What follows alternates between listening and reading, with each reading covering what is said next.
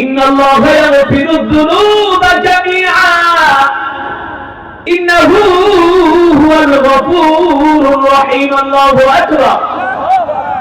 আল্লাহ রাব্বুল আলামিন বলে, হে বান্দা, যতই গুনাহ করস না কেন, যতই নাফরমানি করস না কেন রে বান্দা, আমার রহমত থেকে নিরাশ হবি না, আমার রহমত থেকে নিরাশ হবি না।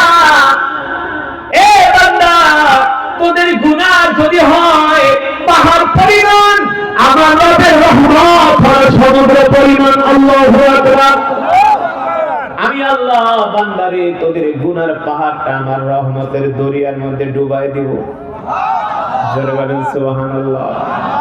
বাবারে, ও যুবক, ও বন্ধুরা, আল্লাহ তাআলা যে আমাদেরকে কত ভালোবাসে আমরা কোনোদিন কল্পনাও করতে পারি না। আল্লাহ তাআলা যদি আমাদেরকে ভালো না বাসতো, আমরা যেই গুনাহ করি, নাফরমানি করি, যেই মিথ্যা কথা বলি, হারাম খাই, আল্লাহ চাইলে এক সেকেন্ডে আমাদেরকে ধ্বংস করে দিত।